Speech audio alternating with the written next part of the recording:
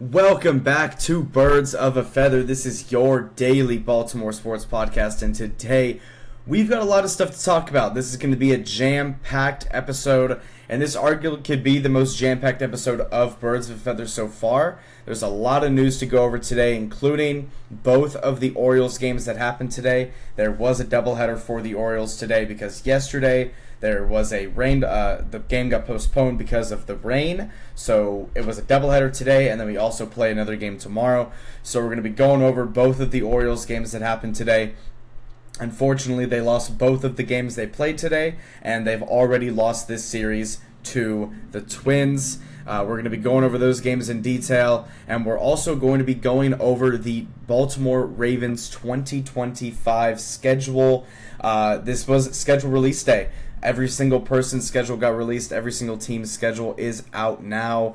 Every single game for the upcoming NFL season is out. So we're going to be going over the Ravens schedule, talking about some of the games that are most interesting, and just, recapping, the schedule in general. And then also we're going to be talking about the Derrick Henry extension that happened a few hours before the schedule did drop. So lots of stuff going on today with Baltimore sports, and let's just get right into it. Starting off with the Orioles in Game 1 of the doubleheader. This was Game 1 of the doubleheader that we played today, and the Orioles lose this game 6-3 behind a very poor offense and also just pitching that just couldn't really hold up and not really do its thing. The offense couldn't really get going in this game. This is one of those games where a lot of the times where I've been describing Orioles games, it's been because they just haven't been able to score late, and that is a problem, and that stayed a problem today. But usually when the Orioles have gone out and gone into like a 2-0, 3-0 lead early on in the game, and usually when they strike first, they've been able to hold down games and end up winning games.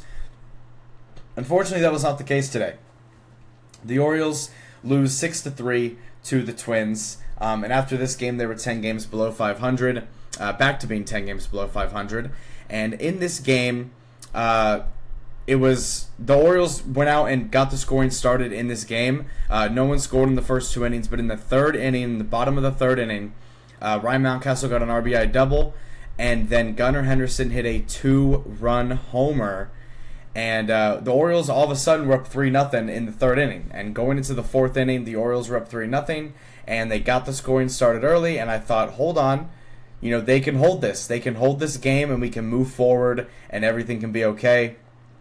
And then, right before I could even think about having a lead, right before I can even process the fact that we were up 3-0, the very next inning, in the top of the fourth, Dean Kramer lets up a solo home run, and then he lets up a 3-run home run in the same inning, gives up 2 runs in one inning, and gives up 4 runs in the fourth inning. And all of a sudden, just like that, within like 10 minutes after taking the lead, maybe a little longer, the Orioles were losing, and the Orioles went down 4-3. And now all of a sudden, Dean Kramer obviously did not have a great game. The Orioles offense did their job first. They went out. Gunnar got the 2-run home run. Ryan Mountcastle got the RBI double. So we got on the board first. We were up 3-0. All of a sudden, now it's 4-3, and all of the hope that you had, all the little hope that you had to win this game, kind of just got erased instantly. So going over this offense real quick overall in the game, and after it was 4-3. Nobody scored in the 5th, 6th, 7th, or 8th inning, and then Minnesota kind of put the nail in the coffin by putting up 2 more runs in the top of the 9th, and the Orioles were obviously not able to do anything after that. So going over the offense, it was a bit of a wacky lineup that we had out there today, but I do like that Brandon Hyde is making adjustments. I like that he is moving Adley Rutschman down, seeing how much he's been struggling, moving him down. But we ran out there with Jackson Holliday once again at leadoff. This is, I think, like the 3rd time in the last week that this has happened. And, it's had a little bit of success earlier, but today In the first game of the doubleheader, Jackson Holiday goes 0 for 5. Ryan Mountcastle goes 2 for 4 with an RBI. Obviously, he was the first run that scored in this game was an RBI double from Ryan Mountcastle. And then Gunnar Henderson. Obviously, Gunnar Henderson has been heating up a lot. He goes 2 for 4 with 2 RBIs scored and a home run and a walk as well. So he gets on base 3 times, hit a 2-run home run. Obviously, he was responsible for 2 of the 3 runs that the Orioles scored in this game. And, Ryan Mountcastle, Gunnar Henderson did it all for the offense. Nobody else did anything in this game. And when I say Ryan Mountcastle and Gunnar Henderson did it all, I literally mean Ryan Mountcastle and Gunnar Henderson had all of the hits for the Orioles in this game. The Orioles had a total of 4 hits in this game. They scored 3 runs. They left 10 guys on base, and they went 1 for 6 with runners in scoring position. And Ryan Mountcastle had 2 hits. Gunnar Henderson had 2 hits, and nobody else on the team got a hit in this game. So shout out Ryan, shout out Gunnar. Obviously, they tried. They got the scoring started early, but when the pitching, struggled a little bit, the offense just couldn't do anything to get back into the game. So, yeah, Ryan O'Hearn, Adley Rutschman, Tyler O'Neill, Cedric Mullins, Ramon Laureano, and Ramon Urias all went hitless in this game. Nobody else did anything in this game besides them two, and the pitching didn't really hold up, and when you mix that stuff together, it's going to lead to a loss. So going over to the pitching, Dean Kramer obviously got the start in the first game of the doubleheader. He goes 5.2 innings pitched, 7 hits, 4 runs, 2 walks, 4 strikeouts, and gives up 2 home runs. A 95 pitch count in his ERA. May 15th, 2025. We're a month and a half into the season now, and Dean Kramer's ERA is sitting at a 5.3. And he's kind of right in the middle of the pitching rotation, really at that 3, maybe 4 guy as well. So Dean Kramer, obviously he's struggled all year. When he's good, he's really good. When he's bad, he's really bad. That's just kind of how it's been for Dean. Again, he gives up 4 runs. All of those runs were in the 4th inning. And after he gave up those 4 runs, obviously it's a 1-run game. We're still in it, and the offense just wasn't able to respond. It's just one of those games that the Orioles have had a lot this year, where it just feels like even when they're in the game, even when the pitching isn't necessarily doing horrible, because I'm not going to sit here and say Dean Kramer did horrible. He gave up 4 runs and, got through 5.2 innings, so I'm not going to sit here and say that he did absolutely atrocious. This game was 100% still winnable, but in the 6, 7, 8, and the 6, 7, 8, and 9 innings, and even the 5th inning as well, we didn't end up scoring a run at all. All the runs that we scored came in the 3rd inning from Gunnar and Ryan Mountcastle. So, just one of those games again where the Orioles just didn't do enough to go out and win the game. And again, this was the first game of the doubleheader. Obviously, when you go into a doubleheader, you have to at least split. You never want to lose both games in the doubleheader. You always got to try to at least split the series in the doubleheader, or at least the doubleheader day, the series for that. But unfortunately, the Orioles did not do that. So going over to the second game of the doubleheader, which was a lot more, there was a lot more action in this game, a lot more offense in this game as well. So going into the second game of the doubleheader, the Orioles also lose this game, and we lost 8-6. And this game was a lot more winnable for the Orioles because the Orioles actually had a lead for pretty much the whole game. They had a lead all the way up until the 8th inning. They went down early, but from the 3rd inning to the 8th inning, they had the lead, and then they just gave it up at the end and then ended up losing the game. So Minnesota went up 4-0 in this game in the first 3 innings. This was the second game of doubleheader, so especially with the Orioles, the way that the Orioles pitching is right now, this was a very complicated day in terms of who were we actually going to start at pitcher. So we ended up starting Chase McDermott, who just came off of the IL in AAA. He made 1 start for the Orioles last year. He didn't do very well, and then he doesn't do very well in the start he had today either. Chase McDermott goes 3 innings, gives up 4 hits, 4 runs, had 3 walks, 5 strikeouts, and a home run, 65 pitch count. So we'll get to the pitching in a second, but Chase McDermott did start this game. The Orioles in this game went down early. They went down 4-0, and when this game was 4-0, even when the game was 3-0, you kind of just had that inside feeling like, okay, they're they're just going to roll over and die again. They're not going to get back into this game. It's over. We've seen this story a million times already this season when it comes to the starting pitching doing bad and the offense just not able to get back into the game. So the Orioles were down 4-0. We gave up 1 in the first, 2 in the second, and 1 in the top of the third. We were down 4-0 going into the bottom of the third inning, and all hope kind of was lost. There wasn't really any fans at the games today for the Orioles because it's a doubleheader. When you look at the times of the games, obviously the first game was at like 11 and the second game was at like 2:45. Obviously everybody's in school, everybody's at work and stuff like that. So the attendance was very down, even for the situation of the doubleheader and the timing of the games. It still was a little concerning to see that little of people in the stadium. But the Orioles, going into the bottom of the third inning, we were down 4-0. All hope kind of seemed lost, and all of a sudden, the Orioles got cooking in the bottom of the third inning, and they actually go out there and score 6 runs in the bottom of the third inning, which is actually the most runs they've scored in a single inning all year. It's tied for the most. They go out there and have an explosive inning, including a grand slam from Gunnar Henderson and also a solo home run by Heston Kjerstad. So an incredible inning from the Orioles. They were down 4-0. They rally back down 4-0 early, and they tie the game up immediately. They respond immediately. They answer back immediately, and they take a lead. They take a 6-4 lead in this game going into the fourth inning. So this is something that we haven't seen from the Orioles all year, where they were down super early and then were able to kind of rally back and take a lead that quick of a response. Literally, like the next, half inning later, we were able to come back and respond. An insane inning. It was a crazy inning, and it was really like a breath of fresh air to see them have that inning because we were waiting on this team with this talent to go out there and produce, and they did it in the sixth inning. They went out there and they produced a great inning. Obviously, grand slam from Cedric Mullins and a solo home run back-to-back, by the way, from Heston Kjerstad. It was electric. It was an electric inning.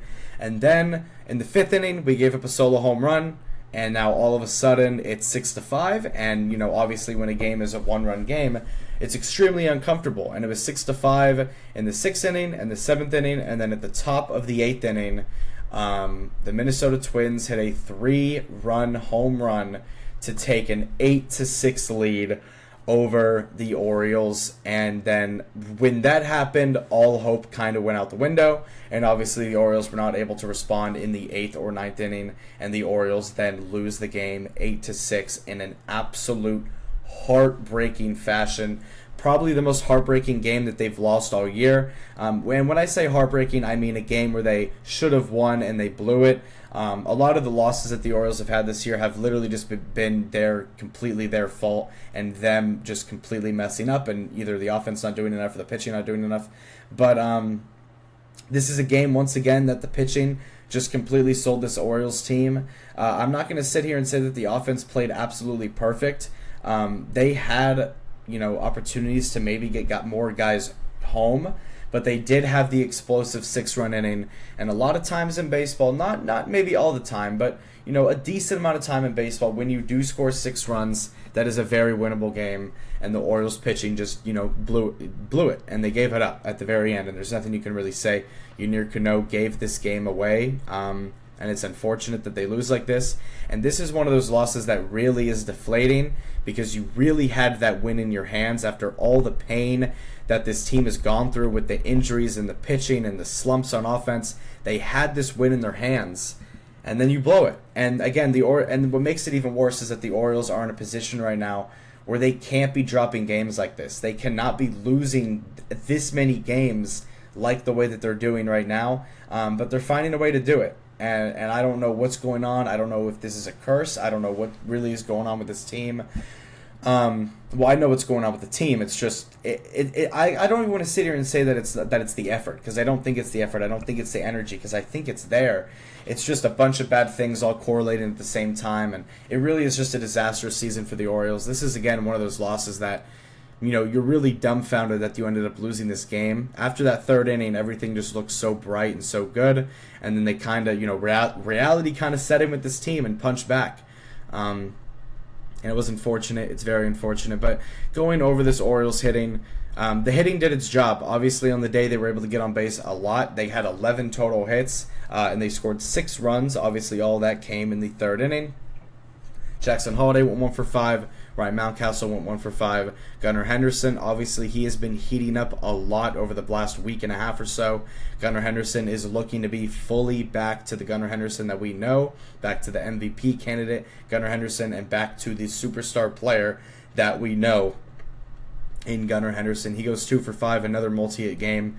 He had multi-hit games in both of these doubleheaders that we played today, or in both the games we played today.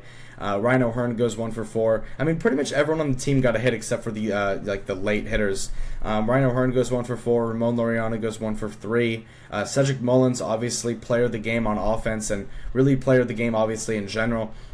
He's been struggling a lot recently. Obviously, he went on that big 0 for 20 streak. He kind of snapped it with the home run, and then Cedric, he's just been struggling recently. Obviously, he started off the year. He was great. He was doing his thing. He was spectacular to start the year, but then he went on a pretty bad cold streak, and he's starting to kind of slowly, get it back. And obviously, he had a great game today. He goes 2 for 4 with the grand slam that put the Orioles in front and, got the Orioles the lead. And, they had that lead for a while before they gave it up. So Cedric Mullins obviously did his thing. Heston Kjerstad then in that same 3rd inning, Heston Kjerstad went back to back. He went back to back on the home run. Heston Kjerstad had a bomb, 1 for 2 with a home run. Emmanuel Rivera goes 2 for 4 with the multi-hit game. When Emmanuel Rivera's been in the batter's box, he's been great for this team. And then Michael Hanley obviously didn't get a hit. Jorge Mateo, Adley Rutschman, all of those guys. So, and speaking of Adley Rutschman, he is at a 197 average, and at this point it's concerning because this has been going on now for almost a year pretty much, where he's been in this insane slump. And at this point you kind of got to say, is this a slump, or is this really what's going on with Adley, and is this how he's going to play forever? Because at this point it's getting a little concerning how bad he's been. And I don't know if the Orioles are thinking about trading him. I don't know if they want to trade him when his value is high. I know it might sound crazy for me to say that, but with the direction that this Orioles team is going into, there's going to be a lot of contending teams that would possibly want to pick up some guys on this team, especially guys who are on their contract year, like Cedric Mullins, like Tomoki Sagano, like guys like that who are playing well this year and could make an impact on a contending team. But Adley Rutschman, obviously, a lot of teams need catchers, and obviously, we have Semo Baseos. I'm not going to get into this conversation. Obviously, Adley Rutschman, is our guy, but I'm just going to say it is a little concerning, the direction that he's heading into and the direction that we've seen from him a lot this year. But the offense, again, went out and did their thing today. Going over to the pitching, Chase McDermott goes 3 innings, gives up 4 hits, 4 runs, 3 walks, 5 Ks, and gives up a home run. He's at a 12 ERA to start the year for the Orioles, and honestly, this is just, that's the most normal Orioles pitcher stat line that you'll ever hear. He's probably going to get sent back down to AAA. I don't think he'll pitch another game this year for the Orioles unless more injuries just occur. Charlie Morton goes out there. He goes 3 innings. Charlie Morton goes 3 innings, gives up 2 hits, 1 run, has 4 strikeouts, 46 pitch count across 3 innings. His ERA is down to an 8.35. Now, it is progress, obviously, for Charlie Morton, but it's positive progress. He's starting to, get his stuff together a little bit in the bullpen. He's not going out there and doing absolutely horrible in the bullpen. So, it's encouraging signs for Charlie Morton out of the bullpen. Gregory Soto doesn't give up a run. Yanir Cano, obviously, he gives up the game. 1 inning, 2 hits, 3 runs, and a walk and 2 strikeouts. He gave up the game for the Orioles. And then Cionel Perez, he didn't give up a run either. So, this game was in the Orioles' hands. Yanir Cano completely blew it for them. We had the the spark inning, and unfortunately one of our trusted closers just gave this game away, and it's really unfortunate when stuff like that happens, obviously. But this Orioles team is headed in a bad direction, and it's getting worse. It's getting worse than what it was, a few episodes ago when I was saying that things were starting to look better. Obviously, they got that series win over the Angels. They won 2 out of 3, obviously, and then they go into this series against the Twins. And now they're in danger of getting swept tomorrow in the 3rd game of this series. It's not a rubber match, obviously, because the Twins won both of these games. So the Orioles already lost the series to the Twins. So now tomorrow they're just going to have to avoid getting swept. And if you go to tomorrow's matchup, it is going to be Chris Paddock versus Tomoyuki Sagano. So obviously I have all my trust in the world that Tomoyuki Sagano is going to go out there and do his thing and do great. Him and Zach Eflin are the only two pitchers that I will ever feel confident that we could possibly get a win. And hopefully we can go do that tomorrow and avoid getting swept because, again, this team just cannot lose games. They have to find a way to win games because they're 11 games below 500. Whenever they were 7 games below 500 was a problem, 8 games, 9 games, 10 games, and now they're 11. So, I mean, it just keeps getting worse for this Orioles team. Over time, these losses keep stacking. They keep getting worse. And, again, this team is in no position to just being able to drop games at this point. They have to be able to stack wins. They have to be able to find ways to just win baseball games. That's all they have to do. They just have to go on some sort of stretch. They have to go on some sort of run. They have not won 2 series in a row all year.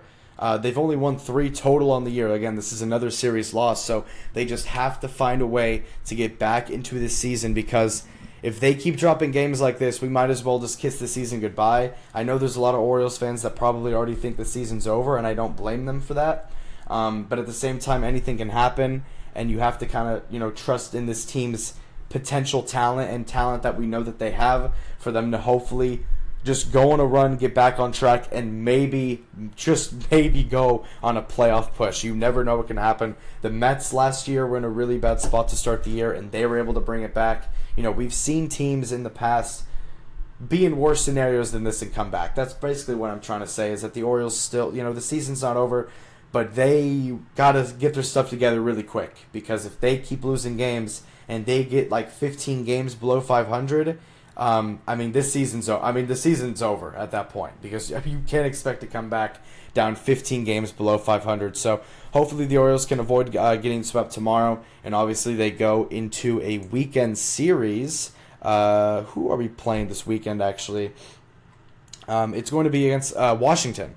So obviously Washington, we've played them before, so we're going to hopefully avoid getting swept tomorrow, and then we have a 3-game series against Washington this weekend with Gibson on the mound on Friday, Eflin on the mound on Saturday, and then who knows who's on the mound on Sunday because we don't have a 5th pitcher anymore. So we'll see what happens. Again, it's a gamble a lot of times with this team, but we will see what ends up happening in the future. And now going over the Baltimore Ravens schedule for the 2025 season. This is a very big deal. This is a very, very big deal.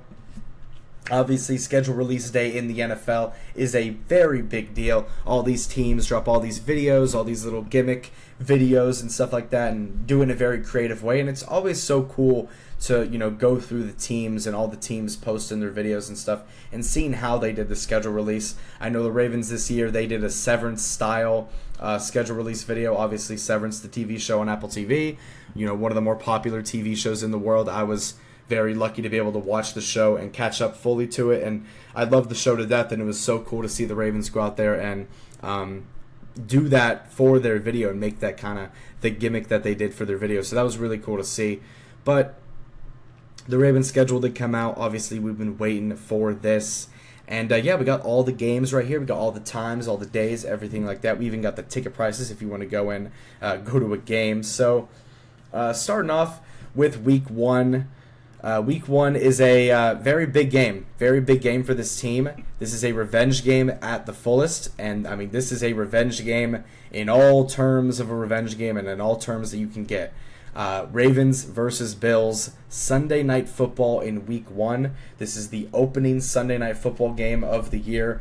Week 1, Sunday Night Football, 7:20 p.m. Ravens versus Bills in Buffalo. Obviously, Josh Allen, Lamar Jackson were the 2 frontrunners for MVP. There was a lot of arguments on whether Lamar deserved it, whether Josh deserved it, all this stuff like that. Obviously, I think Lamar Jackson did deserve the MVP. I'll die on that hill. I'll argue with anyone about it. But, that's a conversation, maybe not even for another day. It's over. I'm not even going to bring up any of the Josh Allen MVP arguments with Lamar. I'm not even going to bring it up because, it's over. We're already on to the next season. We move forward with that. But again, the 2 MVP frontrunners, obviously that takes into account of this game. It's just part of the storyline. And also, this was the team that eliminated the Ravens from the playoffs last season. And this is now back-to-back years now where the Ravens in Week 1 are playing a team that previously beat them to eliminate them from the playoffs. Obviously, last season, we played the Chiefs in Week 1, where the Chiefs beat us in the AFC Championship to send us home, and then we played them Week 1 in Kansas City, and that was also the opening game of the year. And now this year, we're playing the Buffalo Bills in Buffalo, and Buffalo obviously sent us home in the postseason last year. So, big game, big revenge game. Obviously, the Ravens need to go out here and set the tone. It's extremely similar. It's extremely similar to the Ravens Chiefs game last year, at the beginning of last year, where obviously I wanted the Ravens to go out there and set the tone for the season, go out and get your revenge. Obviously, Lamar's going to play with a chip on his shoulder with all the MVP talk. He's going to play with the whole team is going to play with a chip on their shoulder with the playoff exit, and you're also going to be playing in Buffalo, where they ended up getting eliminated. Obviously, the game was in Buffalo, so there's a chip on their shoulder for a lot of these guys. They have a chance to go out there and make a big statement to start the year on Sunday Night Football, on primetime TV, in front of the world. And all I got to say is I got to go out there and do it. I'm very, very, very excited for this Ravens season, obviously, and Week 1 cannot come soon enough. But going over to the other weeks, Week 2 is going to be Cleveland. It's going to be the home opener for the Ravens. It's going to be Ravens versus the Browns. That game is at noon. And the only games I'm really going to super highlight are obviously the primetime games, because primetime games are important. Obviously, it's primetime. It's something that you look forward to. You look forward to seeing your team have the spotlight in certain games. So Week 2, obviously, we play Cleveland. And then Week 3, we have another primetime game versus the Detroit Lions. And this is going to be a crazy game. This is on Monday Night Football. This is a Monday Night Football game, Lions versus Ravens. This is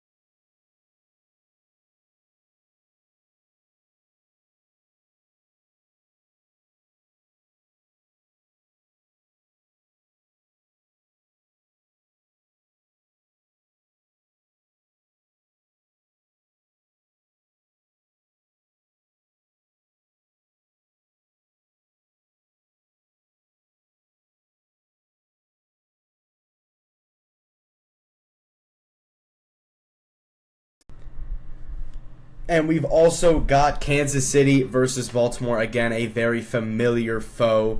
1-4. Obviously, Lamar Jackson 1-4 against Kansas City. A lot of people say that this is his kryptonite. Obviously, he has a chance to go out there and prove that it's not. He has a chance to go out there and get a win in Kansas City. And obviously, this game will be circled for everybody. This game is extremely hype. One of the better matchups in the entire league in terms of a game that they could make. Kansas City, Baltimore, a classic, a tale old this time.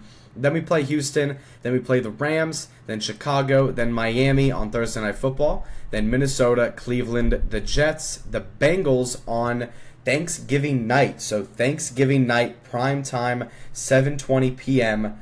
On Thanksgiving night, Thanksgiving primetime game. Ravens Bengals. Obviously, that they had to put a Ravens Bengals game on there. Everything that happened with Ravens Bengals last year, and all the games in the past as well. There's been so many classics between these two. They got to put one of them on primetime, and they do it on Thanksgiving night.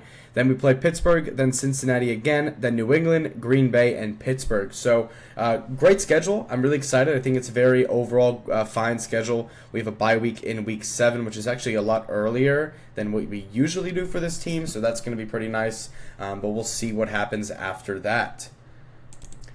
Thank you guys so much for tuning into and listening to this episode of Birds of a Feather. My name is Ethan Stroud. Again, thank you guys so much for watching. I also wanted to throw in real quick, this in there real quick as well for anyone still listening. Derrick Henry did re-sign with the Ravens on a 2-year, $30 million extension with $25 million guaranteed. So Derrick Henry staying in Baltimore through at least 2027, the largest running back contract above the age of 30, and he deserves it. Obviously, there's no other running back doing what he's doing above the age of 30, and we got Lamar Jackson and Derrick Henry through 2027, and it could not be any better for the Baltimore Ravens. So, again, thank you guys so much for listening to this episode, whether you're watching on YouTube, watching on Spotify, listening on Spotify. I appreciate all the support. Make sure to subscribe on YouTube. Make sure to follow up on Spotify if you like this content. And, I'll have an episode up sometime tomorrow afternoon talking about the Orioles Game 3 against the Twins. Hopefully they don't get swept. We'll see what happens tomorrow, though. And I appreciate you guys so much as well. Thank you guys so much again. And I'll see you guys in the next one. Y'all have a great rest of y'all's day. Peace out.